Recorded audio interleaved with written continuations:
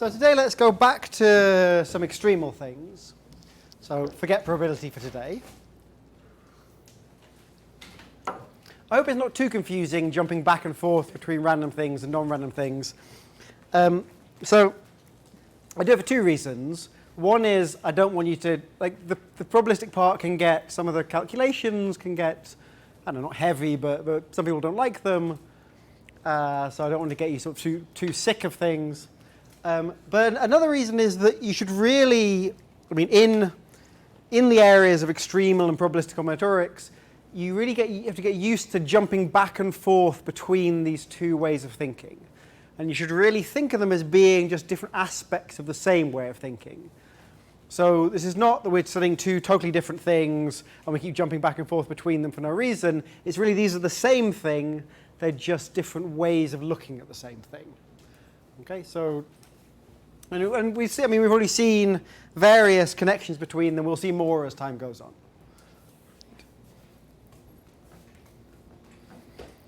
But right, so today we have some extremal questions.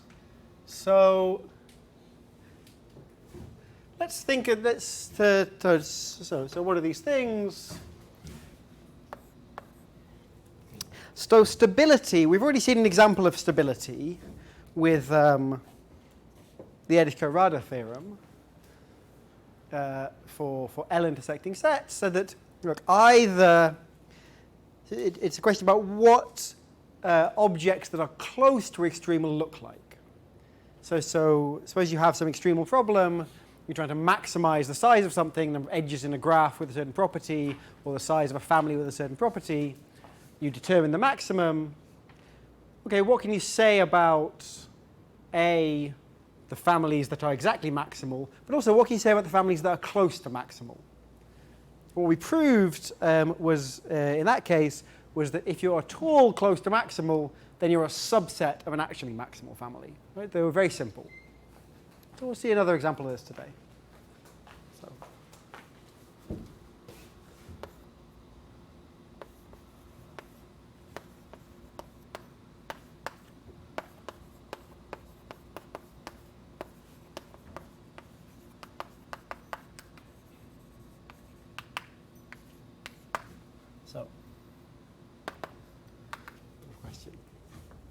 Supersaturation is about the opposite. What if you've got slightly more than the extremal number of edges, or you're slightly larger than the maximum size? Well, then you know you have at least one forbidden object.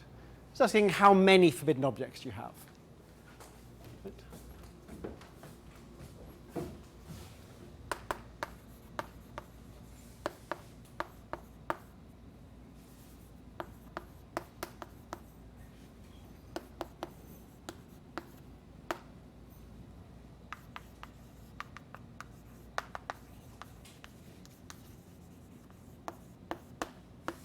Okay.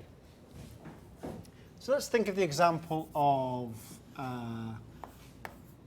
the triangle.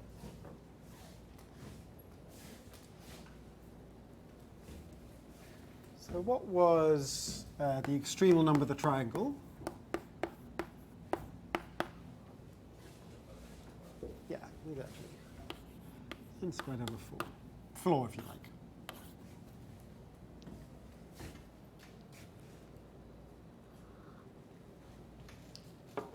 So what are these questions? What are these questions saying?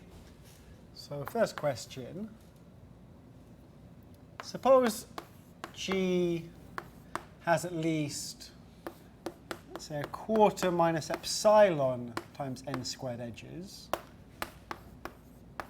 and does not contain a triangle.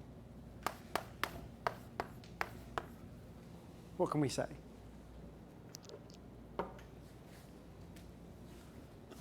And the second of these questions is saying, suppose number of edges of G is at least a quarter plus epsilon times n squared. What does that imply?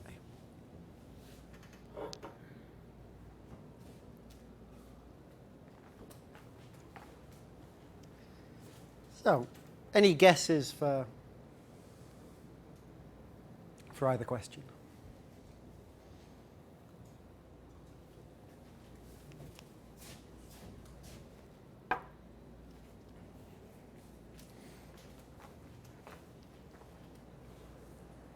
once, as usual, how many people know the answer already?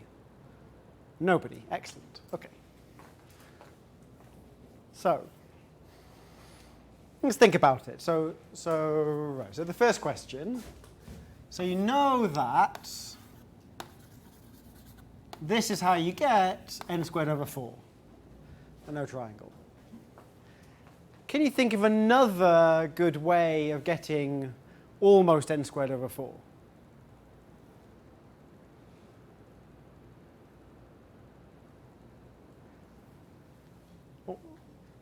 How would you construct graphs with almost n squared over 4 edges and no triangle?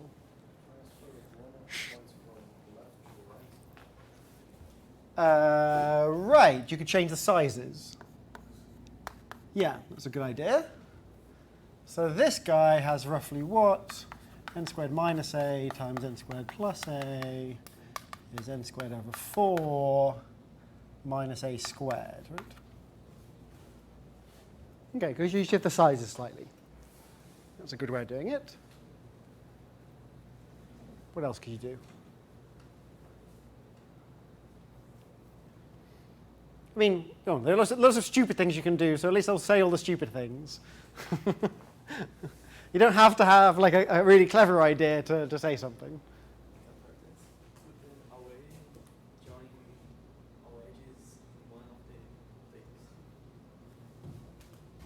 Add an extra vertex. But that just gives us the same thing, right? Yeah. See, I think it's the same as this. So here's a stupid thing you do. You could just take some edges away, right? Okay. And then once you've taken some edges away, then maybe you have some chance of adding in some edges. But to add this edge in, you need to remove quite a lot of edges, right? You have to remove like order n edges. So it's quite expensive to do that. So, okay, but you've got epsilon n squared edges to remove. So, you can add quite a few edges in. Okay, so you can do that kind of thing. All of these things look pretty similar to the original, right? Is there anything you do that's completely different? Okay, well, here's an example.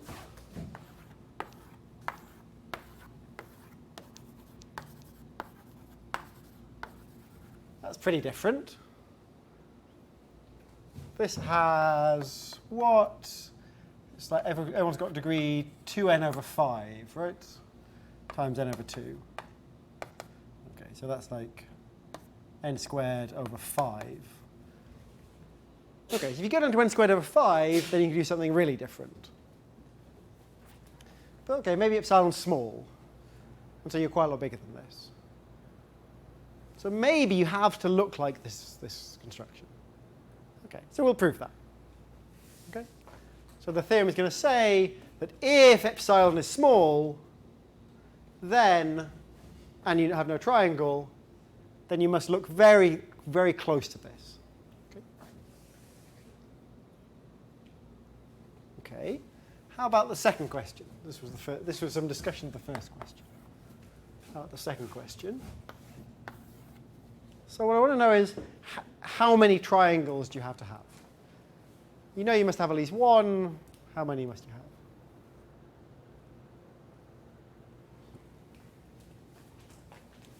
Maybe I'll make it slightly more precise. Let's say you have n squared over 4 plus t. This should imply the number of triangles is at least what?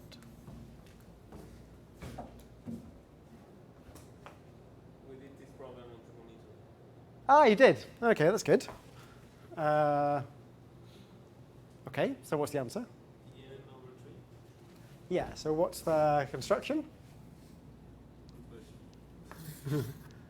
Did Volner prove it? That What did he prove? we proved that the number of triangles is at least n over 3. Aha. But you didn't talk about stability. No. Ah, interesting. Okay. Okay, so right. So you can take the complete bipartite, you can add in t edges. What do you create? You create roughly tn over 2 extra triangles, right? Or at least tn over 2 triangles. So maybe this is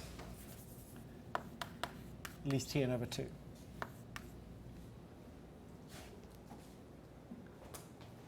So we won't prove that. We'll prove Tn over 3. Okay? But Tn over 2 is true. So this is actually known, this number is known very precisely as of not so long ago. It's quite a difficult problem to really understand the whole range. And the answer is quite complicated. Okay. Okay, so tell me the proof of this.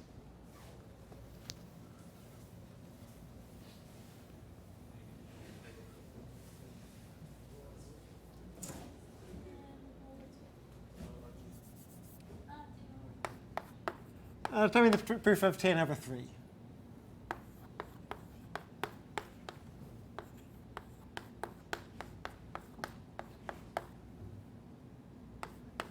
So I'm going to use this notation.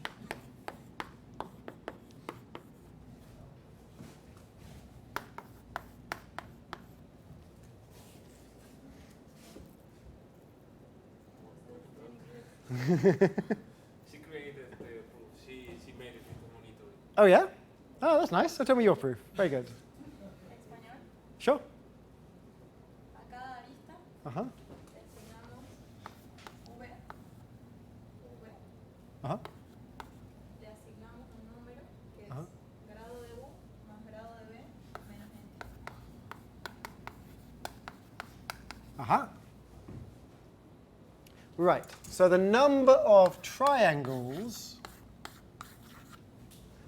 that UV contains, so it's a number of triangles, let's write it like this, sort of slightly funny notation, is at least, well, it's equal to the size of the common neighborhood, which is at least degree of U plus degree of V minus N. I'm not cheating with a -1 or something, am I? Is I it? think no. I think it's okay. We have the same problem. Yeah, okay. So you checked, I believe. Yep. So,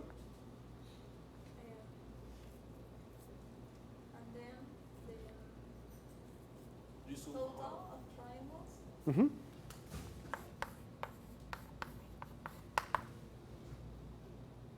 what is that? There's the number of triangles in the graph G. Is the sum of the other Yep. divided by 3 because of Yep. Very good.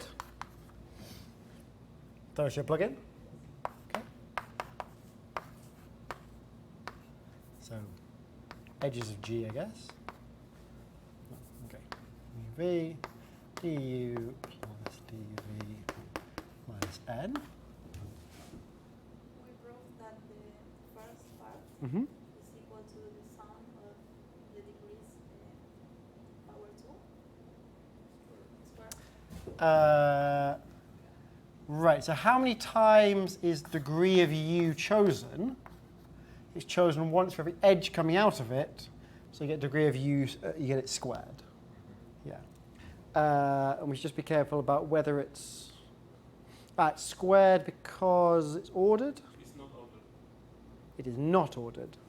So the claim is this is 1/3 sum over U of degree of U squared, or should it be a factor of 2? Forget the n for a second. Minus n over 3 times E of G. I'm just worried about the factor of 2. This is, you claim this is correct, do you? Yeah. Okay. Ah, yes, because each time it's counted exactly one end. Yeah, good. Right. And now this is at least, by convexity, so n over 3 times sum of the degrees over n squared. Is that right? The 1 over n is outside this square. That, No, it's all right. up on n, right? Yeah, so it ends up with a 1 over n. Right. Which didn't quite manage to finish on this line. So what have we got? K3 of G is at least, so this is, so twice the number of edges of G squared over 3n minus n times the number of edges of G over 3. Is that right? Right. And now we just plug in what the number of edges of G is, which is, so n squared over 2 plus 2t squared over 3n. Right, so this whole thing is presumably increasing in E of G at this point by some simple algebra. Right, and then I see, and then 2EG over 3n is bigger than, what am I saying? 2E of G, sorry, 4E of G over 3n.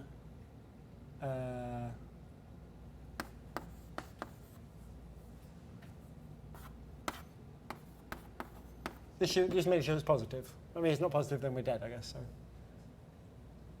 Ah. What? Yeah, it's exactly, it's bigger than n squared over 4. Okay, good.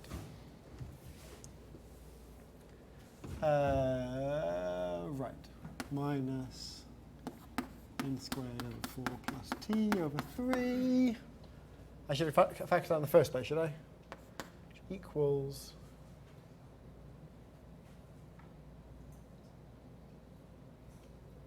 What should I have done?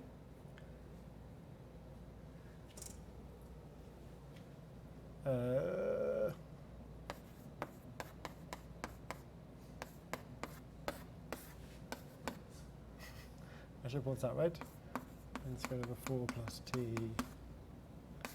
over 3n minus n over 3. I should have done it in the first place, right? Pull out the 3. Pull out the n. N is 4n squared plus 4t.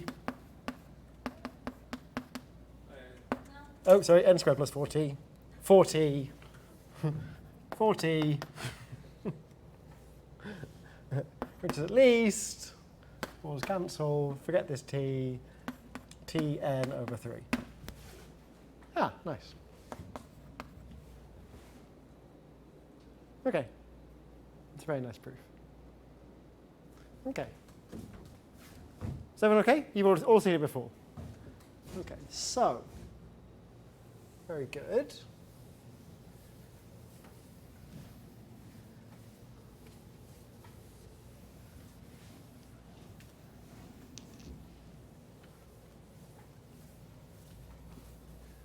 So I'd like to give another proof of this, but which also says something about stability at the same time.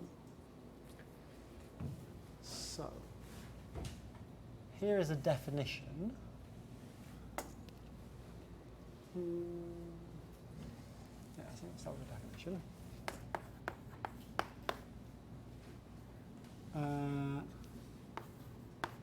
G is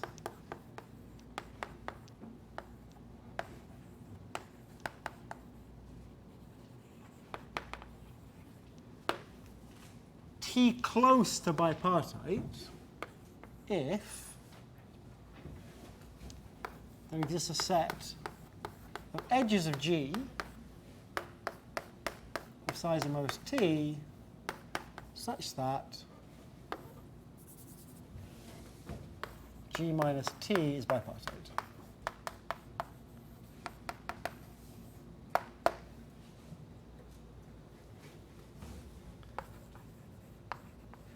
Otherwise, G is T far from bipartite.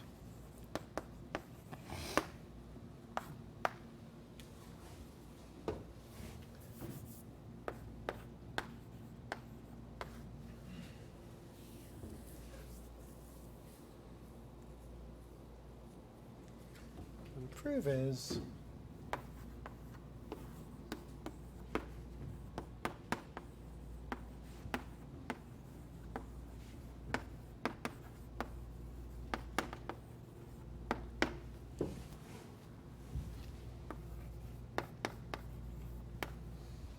So if G is T far from bipartite, then the number of triangles in G is at least something. Okay, we'll figure out from the proof.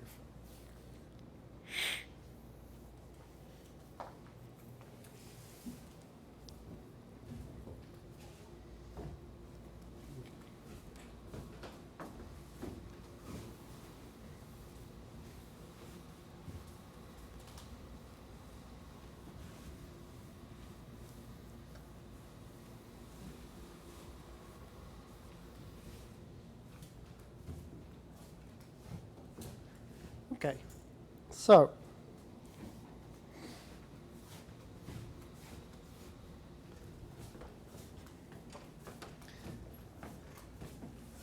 I'd like to note that the proof of this is essentially due to Faraday. It's a very pretty proof. So it's actually a modification of his proof. He proves something slightly different, but it's basically the same thing. Okay. So we haven't stated the result yet, but let's try to prove it anyway. So let's try to find as many triangles as we can in a graph that's far from bipartite. So let's make some observations. Right. So first, note some notation.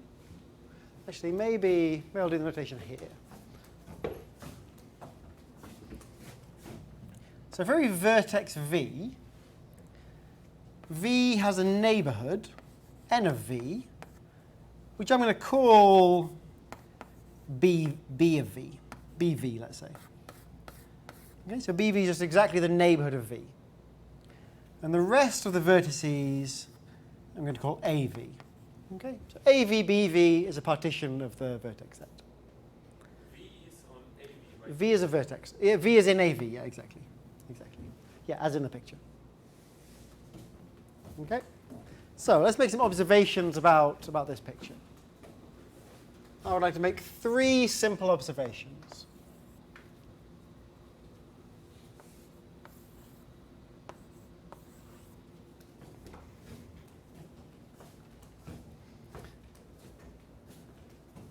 Okay, so the first one is very simple. How many triangles contain V? Number of edges in BV. Right. I'll write this as K3 of V, similar to before, is equal to the number of edges inside BV.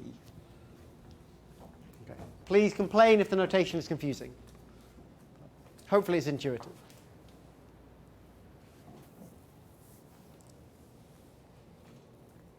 Okay.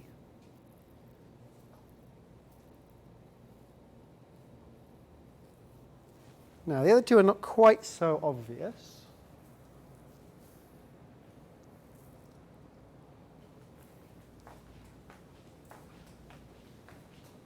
Okay, so we care about this because we're going to sum it to get the number of triangles overall. So we care about this. So what can we say about some edges in BV? Well, nothing completely obvious by itself, but we can say something useful about the edges in AV plus the number of edges in BV. What can we say about that? It's at least T, exactly. Because G is T far from being bipartite, this is a bipartition, so there must be at least T, actually at least T plus 1, but let's not worry about it. At least T plus 1 edges inside part, otherwise you could remove them and get a bipartite graph. Okay? Maybe I'll write greater than. It's really, though, I mean, I don't really care about the plus 1. Okay. The third observation, which perhaps is the least obvious of all, what happens if you sum over U in AV the degree of U? What do you get?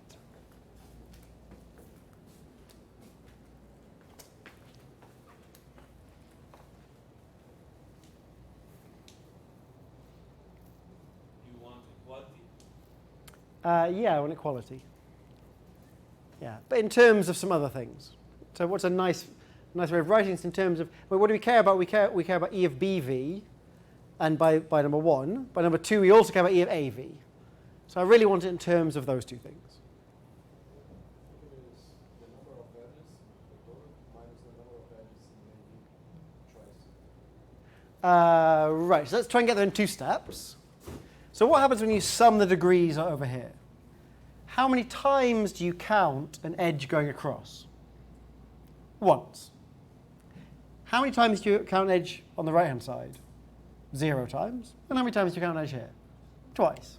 Okay, so it's twice this plus that. It's twice EAV plus EAVBV. Like the edges between AV and BV. But we don't like this thing, because it's not evolved elsewhere. But we can get rid of it. Because E of AV plus this thing plus E of BV is E of G. So this equals E of G plus E of AV minus E of BV.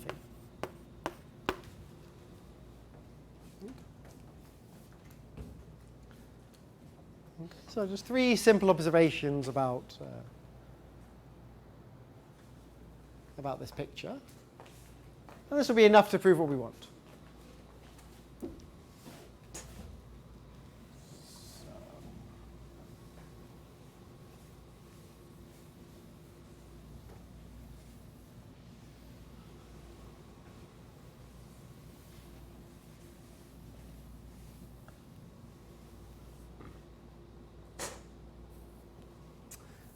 So maybe actually,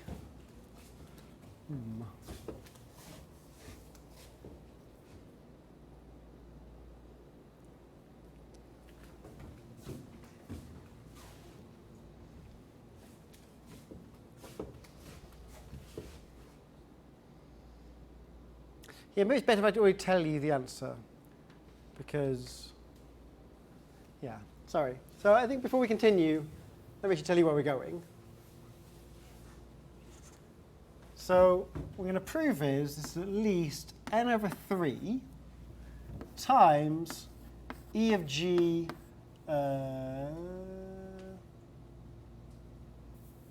over 6, I think, E of G plus T minus n squared over 4.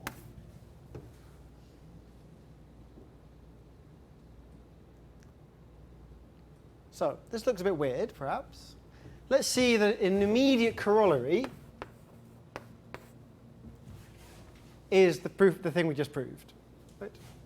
So E of G is at least n squared over 4 plus T implies you have at least Tn over 3 triangles. Why does that follow from this?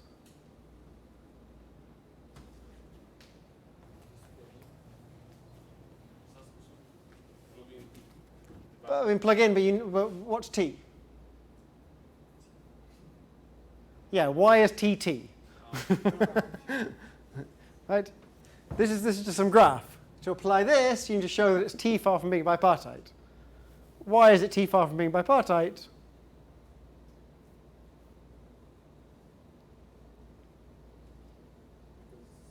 Okay, so maybe I want to put a greater than. Yeah, fine. Yeah. You remove T edge, any T edges, you apply Mantel. Okay, you got a triangle. So particularly, you're not bipartite. Right. You remove any T edges from here. If your E of G is still bigger than n squared over 4, and you don't even need Mantel, right? You just need to say the maximum n edges of a bipartite graph is given by n squared over 4. Okay, so then you can plug this in with T equal to T, and you get 2T over times n over 6. So it follows immediately. Also, here's another corollary. So I erased it, unfortunately. But if E of G is at least n squared over 4 minus T, and you do not contain a triangle, then you must be t close to bipartite.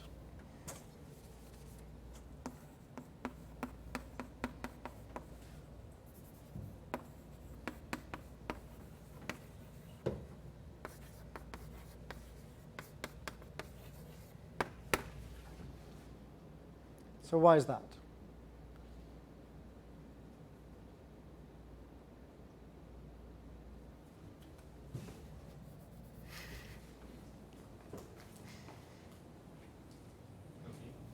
Sorry? Yeah, so if you're not t close to being bipartite, then you're t far from being bipartite. So this holds. But E of g is strictly bigger than n squared over 4 minus t. So this is strictly bigger than 0. So there's a triangle contradiction. So this one result implies these two, this supersaturation result and this stability result in one go. Why is corollary to stability result? So it says if you're close to the extremal number and yet don't have a triangle, then you must be close to the extremal example in some sense, right? At least close to being bipartite. But if you think about it, I mean, so you might be worried that it was some stupid bipartite thing, but actually this has way fewer edges. Yeah. So it's telling you you're close to the extremal result, the extremal graph. Sorry. Okay, so let's prove the theorem. So why do these three observations imply the theorem?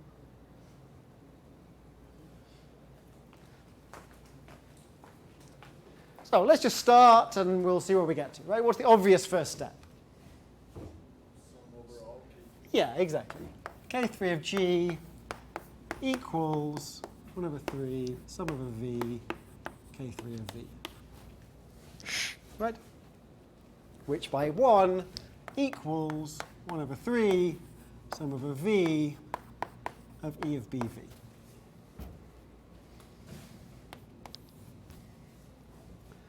Okay. Now what?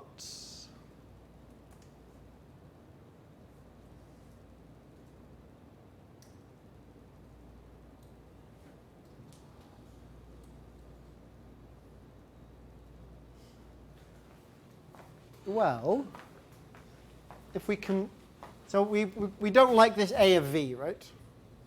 Let's get rid of it. So this thing is strictly greater than E of g plus t minus 2 E of bv. Right? Combining 1 and 2. So this is by 2. Right? Just plug in v. And now this thing is strictly greater than 1/6 sum over v E of g plus t minus sum over u in av d of u. It's okay?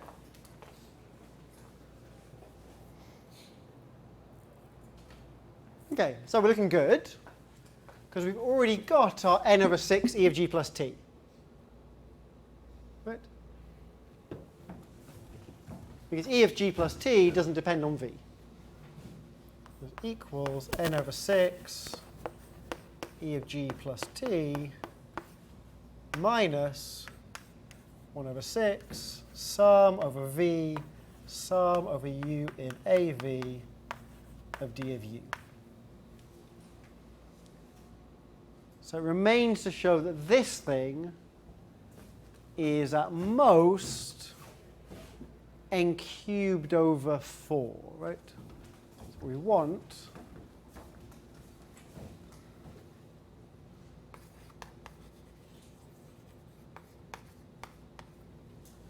sum over v sum over u in av of du is at most n cubed over 4. Right. N. So there's an n squared here, but there's an n here as well. Yeah.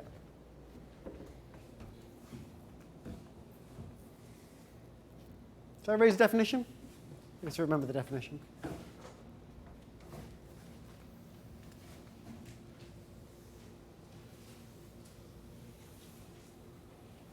Okay, so why is this true?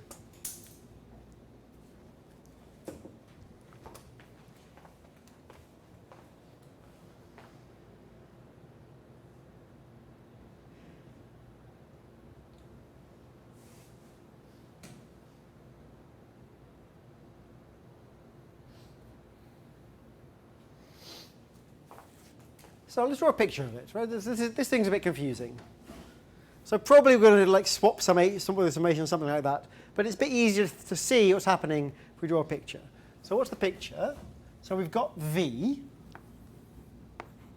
We're summing over V.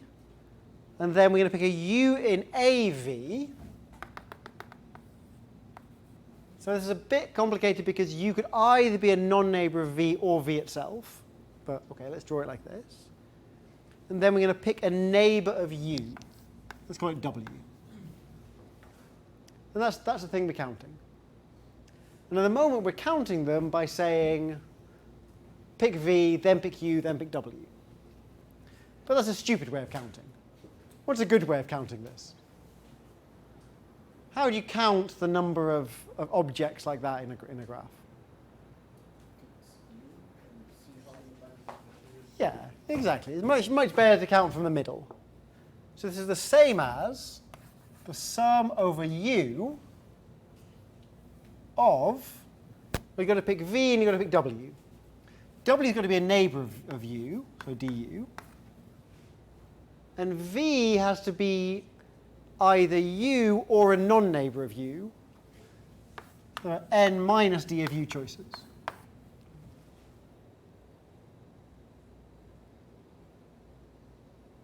But what's this at least? I mean, d of U times n minus d of U is clearly, sorry, at most, sum of U is clearly at most n squared over 4. Right? Maximize in the middle. So this is n cubed over 4. Entire stuff. Right.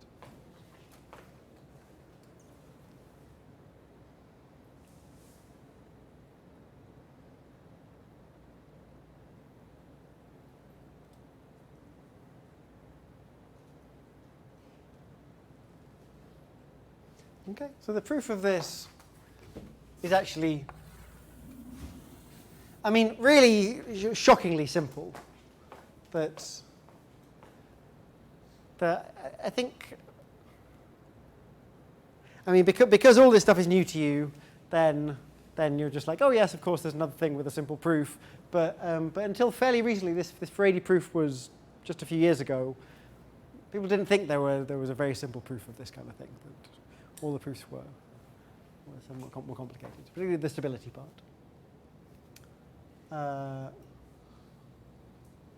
Right.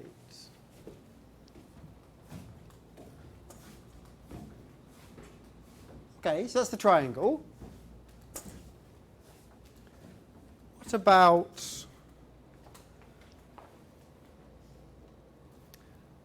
What about general H?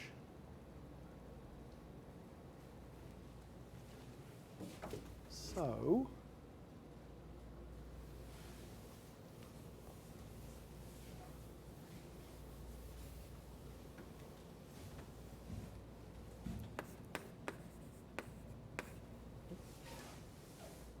here's a generalization of this theorem whose proof is very similar. But I don't think I'm going to do it. If G is T far from being R-partite, then the number of copies of KR plus 1 in G is at least some constant depending on R, n to the r minus 2 e of g plus t minus 1 minus 1 over r n choose 2.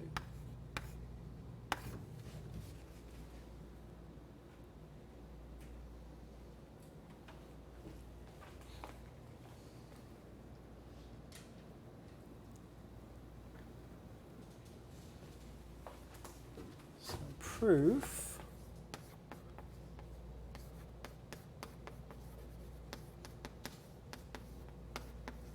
I will leave an exercise. The hint, so just do the same thing.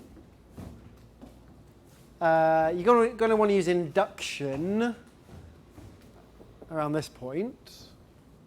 And you're going to end up with something that looks like this, but is a bit more complicated.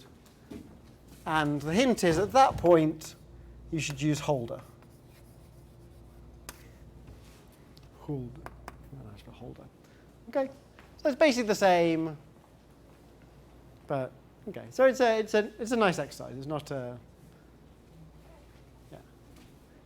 It's not completely trivial. Then okay, but the idea is basically the same. Okay. So.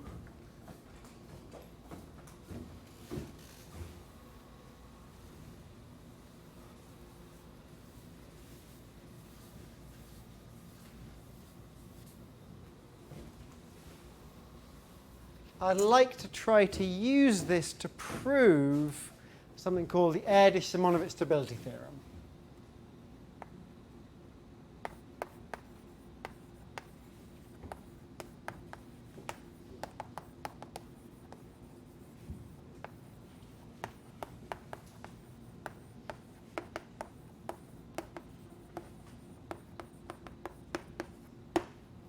Which was proved in the 70s, I think.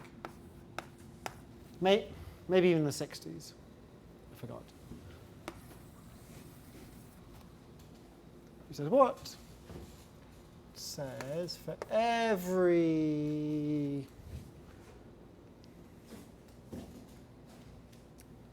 delta, there's just an epsilon, I guess.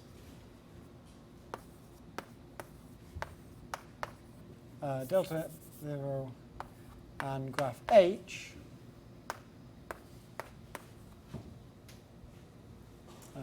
Well, such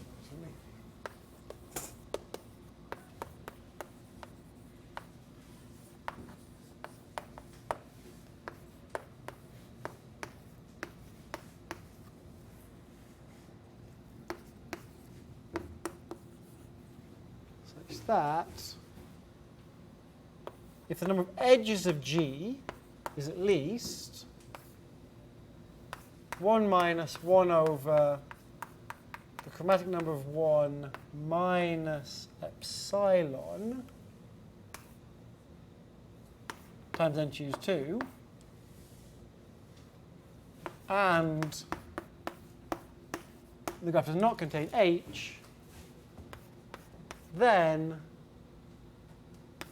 H is delta n squared close to being chi of H minus 1 partite. Sorry, I didn't define this formally, but I hope it's clear what it is. So if you're t close to being, maybe I'll write it now.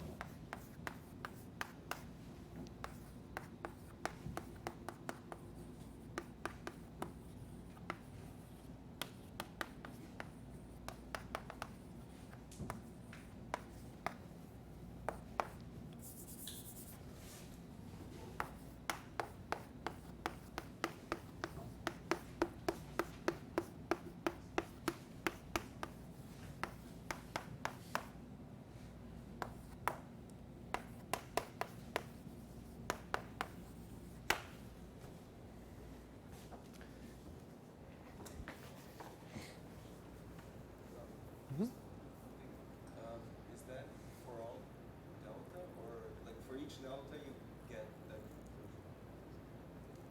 For all delta there exists an epsilon, depending on delta and h. But then, delta depends on h. Yeah, delta depends on h as well, yeah. Sorry, what? What? Have I got this wrong? Meet the conclusion. If you want to get this close to being chi of h minus 1 partite, then you take epsilon very small. Is it wrong? Exists, delta exists. Why is it not? Why do it exist? Are you worried about delta being 3 or something? What are you worried about? That I can see how the conclusion makes sense if delta can be anything. I mean, So for all delta, give me a delta you're worried about. n to the power of 4. So, or 1. You're worried about delta big. So I claim if delta is big, then this is trivial. So I claim that G is always n choose 2 close to being apartheid.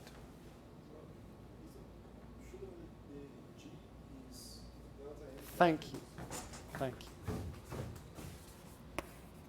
Thank you. Yeah. That wasn't the problem, I guess. No.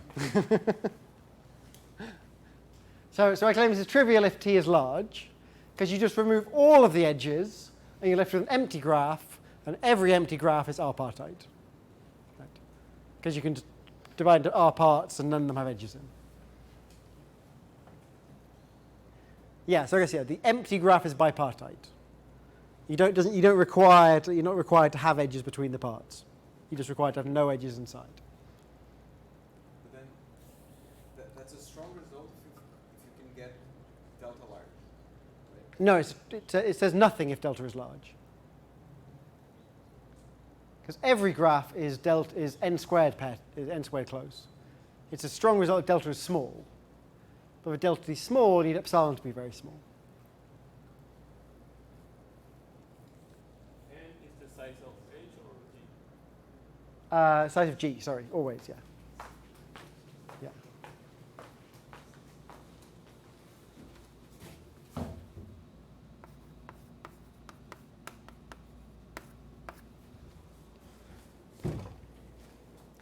Right, so recall from the Erdös-Stone theorem that the extremal number of h is very close to this, right? It's 1 minus this plus little o1 times n choose 2.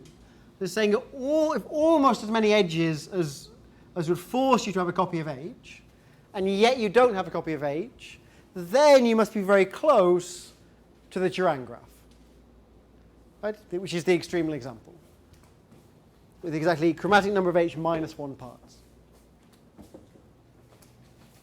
Right?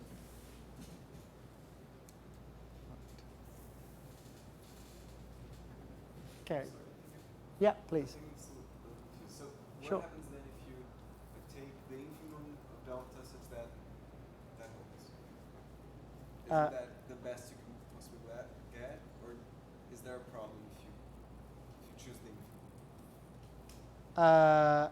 infimum? Infimum of a delta such that what?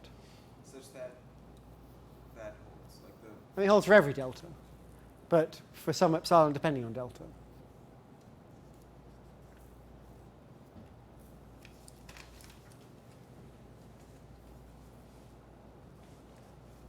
So there's some function epsilon of delta for which this holds. If epsilon is sufficiently small, basically. So for any delta, take epsilon much smaller, and this holds. But then, if you can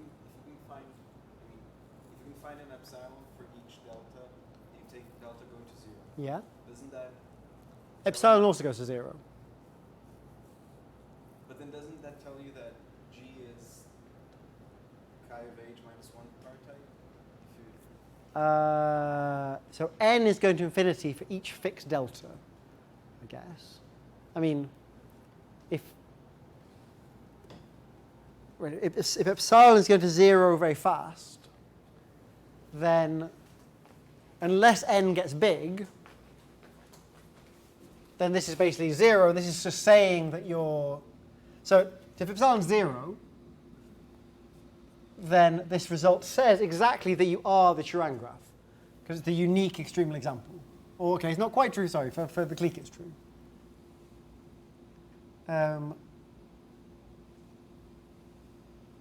But I mean, you can't just let, right? You're letting things go to 0 at different speeds. You have to be somewhat careful, right? Just taking an infimum and saying, it looks like this becomes 0 and this becomes 1 or whatever is not quite right.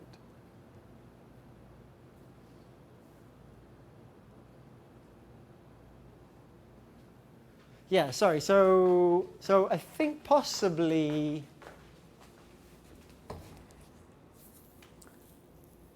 Yeah, sorry. So actually, I think your objection, the correct reply to your objection is that I maybe have misstated it. Maybe I need to assume n is sufficiently large, which I haven't formally done. So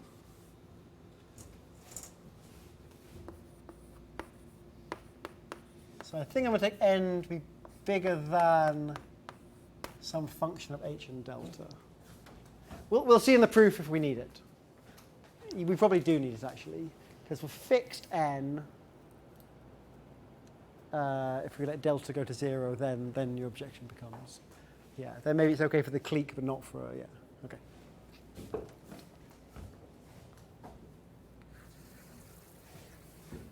Yeah, thank you. Right, so how are we going to prove this? Well, we're going to deduce it from this.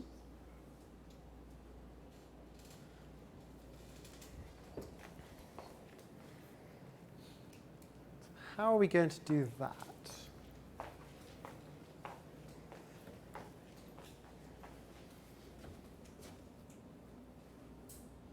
So, I'm going to use another theorem of Erdös,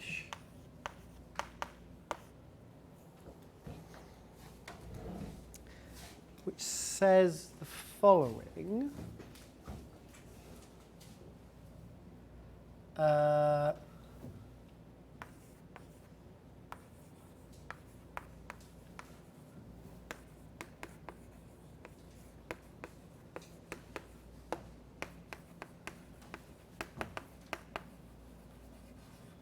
So if H is a k-uniform hypergraph, we talked about hypergraphs, right? Perhaps we talked about set systems. So this is just like when we took all the sets of size k.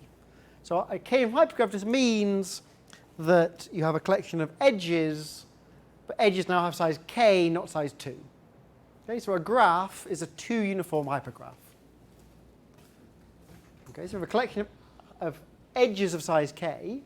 What do you mean by uniform? I mean that every edge has size k.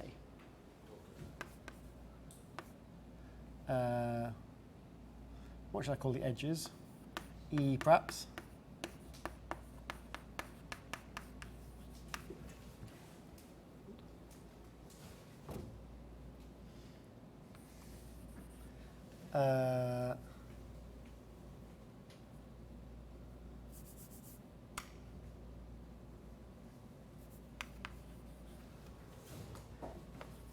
If the number of edges of H is at least epsilon times n choose k,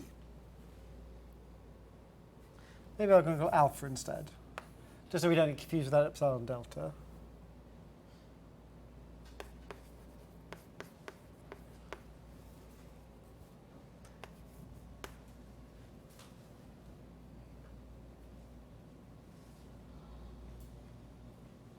Then there exists a complete k-partite hypergraph of, I guess, arbitrarily large. So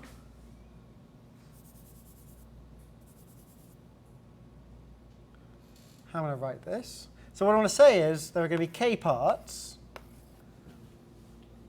size t each, with t as large as you like. And I want to have all edges that take one edge from each.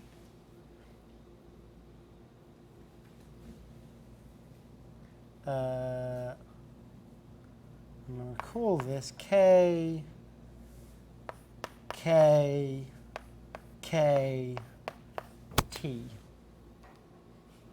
If I'm allowed to. Perhaps I shouldn't. Perhaps I should call it in H. This is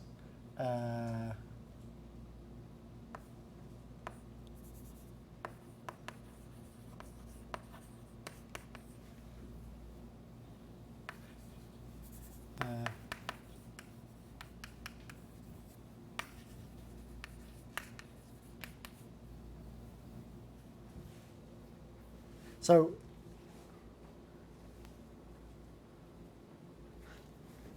I'm not saying what the best way to say what I'm doing is. So they're going to be k parts, u1, u2, up to uk, each one of size t, and we're going to have all hyperedges that take one vertex from each part. So before proving this, and I guess what am I saying? This is for all t and all alpha if n is, and all k if n is sufficiently large.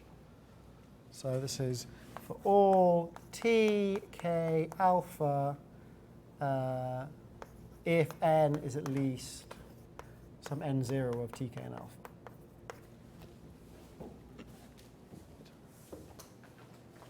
So to help understand the statement, what does it say when k equals 2?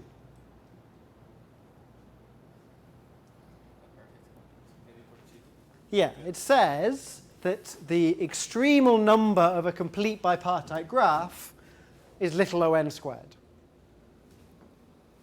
Okay, so for k equals 2, you've already proved it. Right, we proved with stronger bounds. Right, so for k equals 2, it says exactly if you have a graph with constant n squared edges, then you have a complete bipartite graph for whichever t you like, okay, if n is large. Right, so for any t and for any alpha, if n is large, then you get it. It's okay?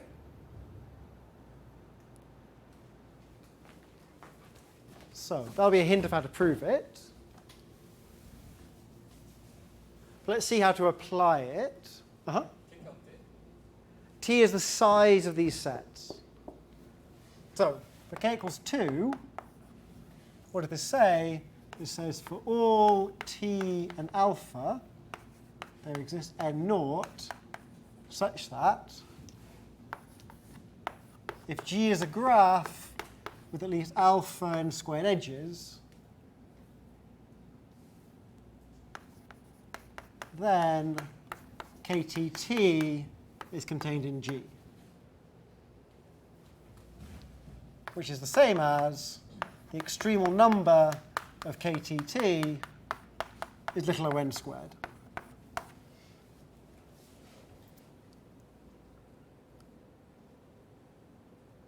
Right. This statement is the same as this statement, because just for all alpha positive becomes little o1. Little o. Is this okay? Yeah. Okay. So k equals 2 is just this, which is just this. So now, now you've seen this, you might have some idea of how to prove this, right? The proof here should include the proof of this.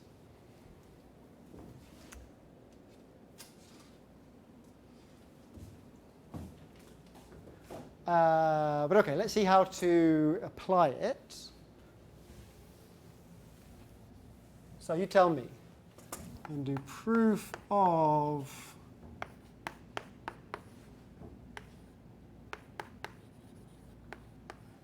the proof of the Erdös stability theorem using theorem of Erdős and this thing that we almost proved. That we proved, but yeah, the proof is just slightly more complicated.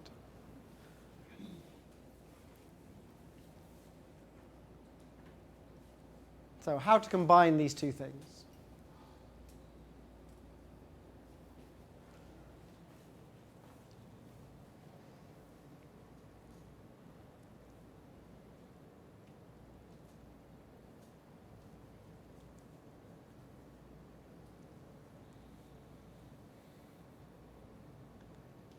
So, really we're just putting the pieces together. So, right, so let's assume the conclusion is false. So let's suppose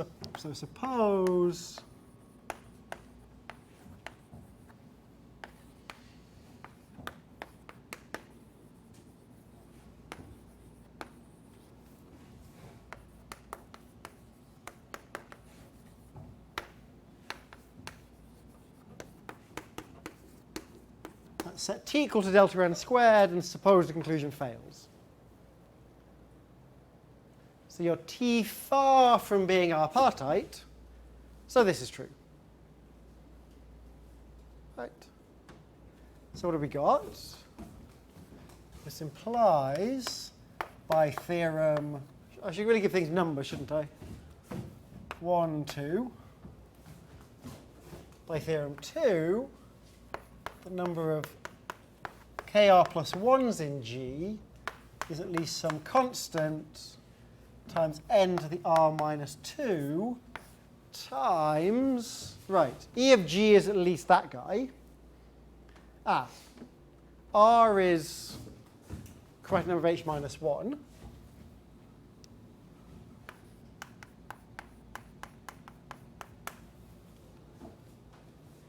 Right? So E of G minus this thing is at least minus epsilon n choose 2. And t is delta times n squared. So delta n squared minus epsilon times n choose 2. Right? Can you repeat that, please? So I'm just plugging in this bound. And I'm using this lower bound on E of G. Right, our assumption. So E of G plus t is at least 1 minus 1 over r minus epsilon n choose 2 plus delta n squared. So this minus 1 over r n choose 2 just gets rid of these two terms. You're left with that. You choose t to be that much. Yeah, sorry, we set t to be this, exactly. T is this, and r is this. Okay? Okay. In particular, so let's say this is at least alpha n to the r. Did I screw this up?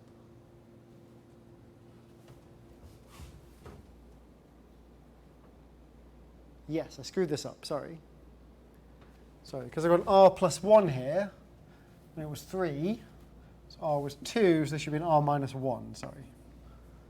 Yeah. Which means it's an r plus 1, which is good.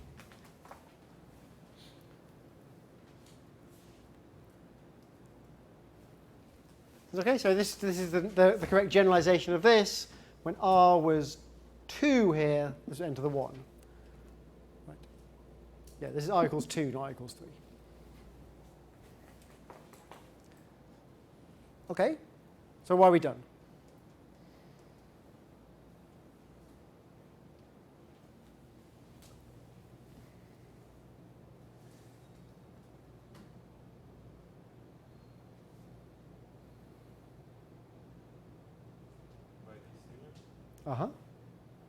So how are you going to apply that theorem?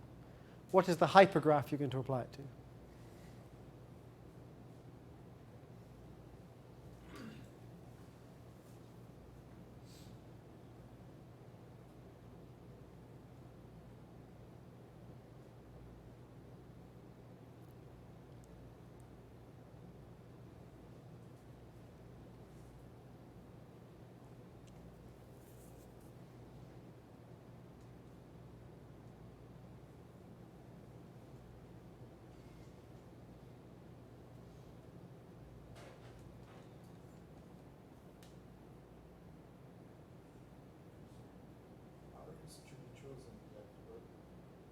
R is chi of h minus 1.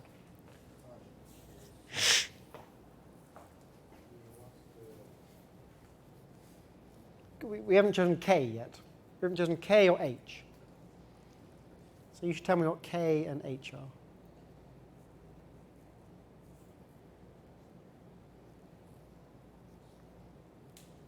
There's surely only one natural choice, right?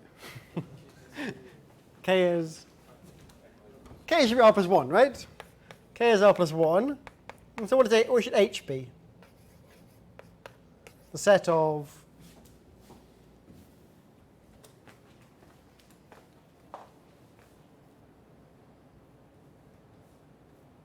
Is it not possible to guess? Yeah, okay, the set of kr plus 1s, right? This is the vertex sets of kr plus 1s, if you like.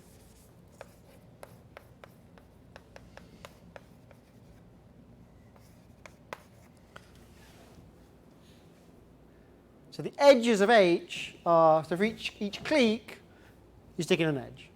That's confusing. Is it? You mean V of G, they choose K? Sorry? I mean, I don't understand the H. So H is a collection of subsets of size K. So suppose K is 4. I'm going to put this quadruple is going to be an edge of H if and only if it's the vertex set of a K4 in G. Right? So if each KR plus 1, I stick an edge there on the vertex set. And what we just proved is the edges of H, which is this, is at least this, which is up to a constant factor of that. So this implies that, so theorem 3 implies that there exists a complete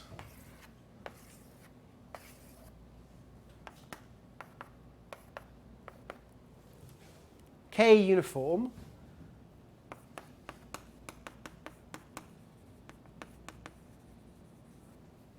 hypergraph.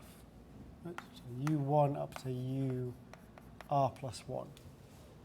But if it's a complete hypergraph, that means for every set of K points, one of each, this graph is a clique. So that tells you that you have all of the edges. Right? So this is actually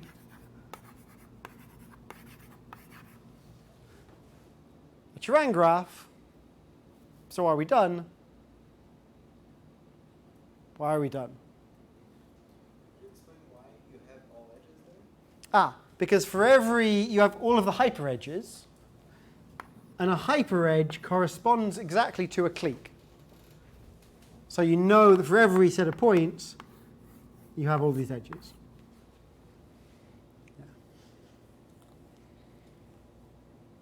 Yeah, so we actually use something, in a sense, weaker, right? This feels like a much stronger thing, a much stronger result than we actually need. And it is. But now, why are we done?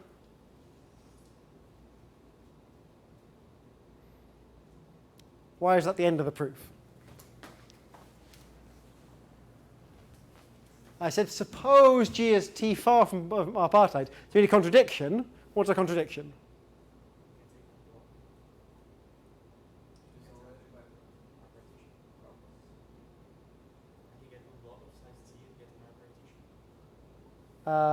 You can, but it's not the contradiction.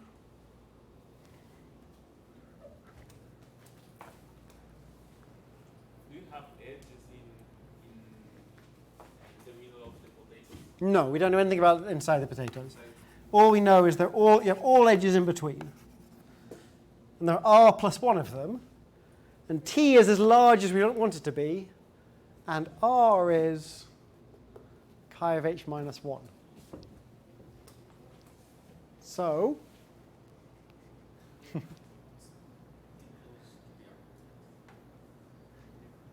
what property have we not thought about at all yet? You're right, but so there was some assumption here. What have we used? I mean, the theorem says if this and this, then this. We said suppose not this, and then we used this. Right, we didn't use it. But h is contained in this thing. Right? Because it has a chromatic number of h parts. They're as large as we like. And we have all of the edges in between. Right? So that's exactly what it means. This is the definition of the chromatic number. Right? That it has to be contained in such an object if t is large. Right? If the chromatic number is 2, that means it's contained in some large bipartite graph. If the chromatic number is 3, it's contained in some large complete tripartite graph. And so on. Right? So I mean, the chromatic number is r plus 1. So take this coloring, add in more edges. Right, you get something that contains h. That's the contradiction.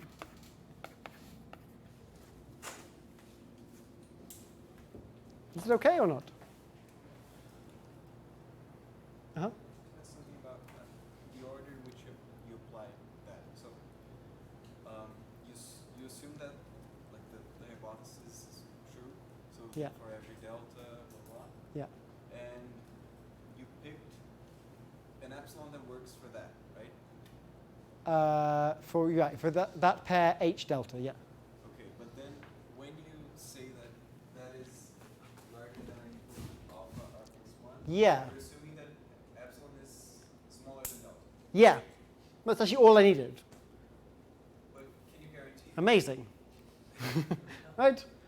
So I didn't need epsilon way smaller. I just needed it smaller. But can you guarantee? Because that gives you some epsilon, not necessarily smaller than delta, right? The hypothesis. So no. It exists epsilon. So I claim, seems very strong, I claim we can just take epsilon equal to delta. And then it's true. So there exists an epsilon, in particular, delta. I'm a bit suspicious about that. But it seems to be I mean, that's the only place we used it, right? Where else do we use it? The thing is, you also need alpha small, right? No, I just need alpha. Because So I need n big as a function of alpha. Right?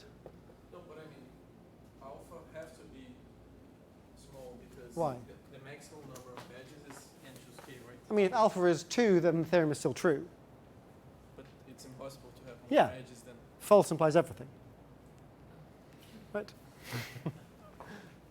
Yeah, I mean, if there's, I'm saying for all hypergraphs with a property which none of them have, anything you like, right? All such hypergraphs are bananas is true, right?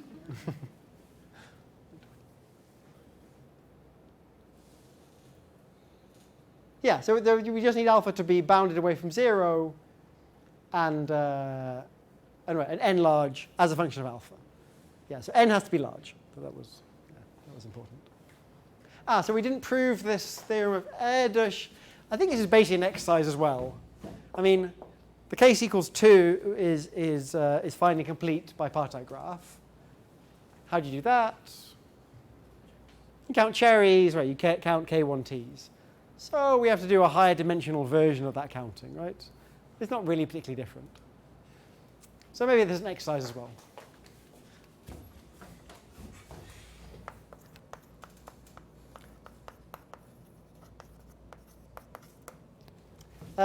You should,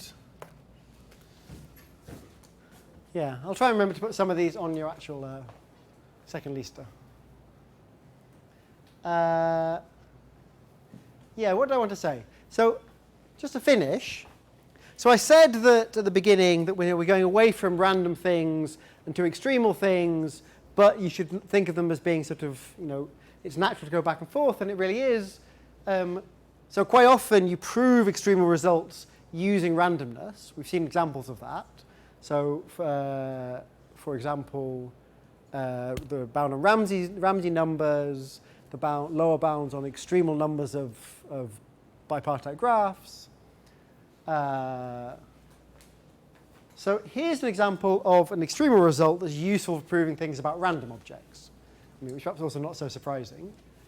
So these results about supersaturation and stability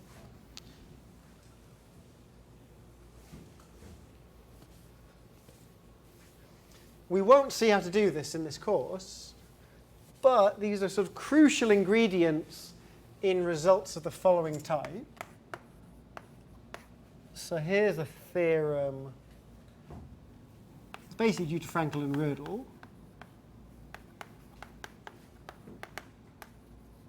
In the 80s. So it says the following.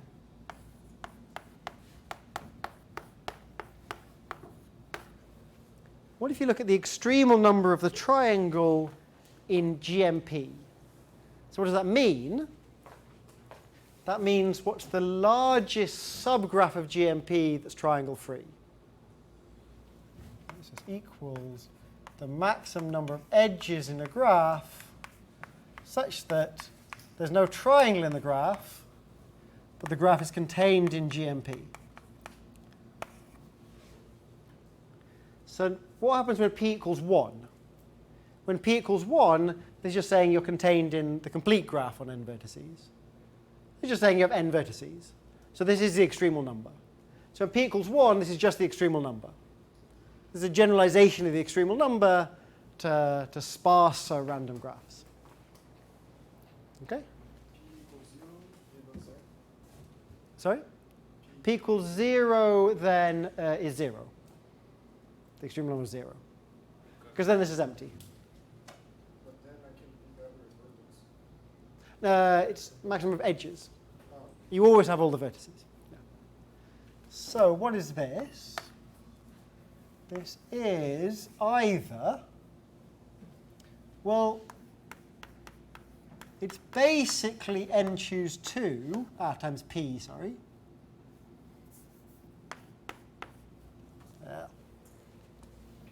So what's the most it could be? Okay, maybe I'll just say something like this. 1 plus little o1 times the number of edges of GMP. So you get to keep almost all the edges if p is much smaller than 1 over root n. And you get to keep about half of the edges if p is much bigger than 1 over root n.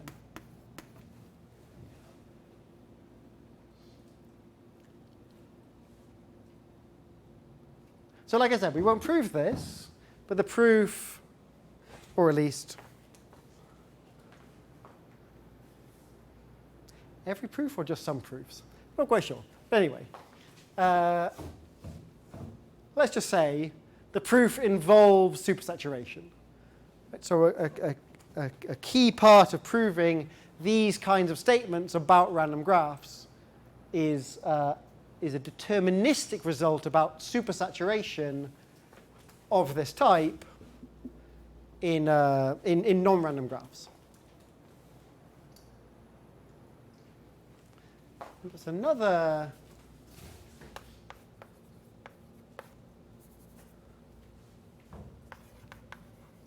theorem. This is of Erdös, Kleitman, and Rothschild.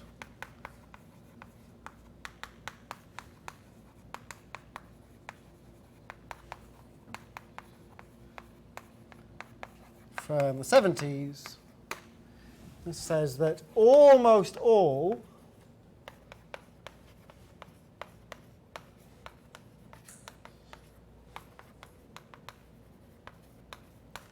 without triangles are bipartite.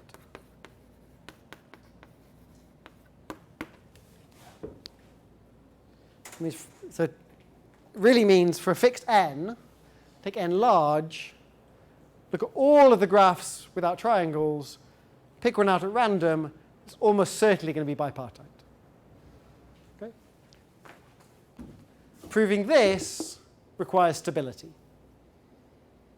Okay, and proving results, and there are lots of generalizations of this to sparse graphs, to things other than triangles. All of them require some kind of stability. So these kind of probabilistic statements, I mean here it's explicitly probabilistic because there's GMP. Here it's almost all, you can think of it as probabilistically, right? If you look at all these graphs, pick one uniformly, what's the probability that it has a property? So these use in a very strong way these extremal stability and supersaturation results. So really, this really is a back and forth.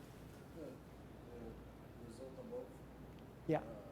says that this equality holds with high probability. Yeah, sorry, with high probability, thank you.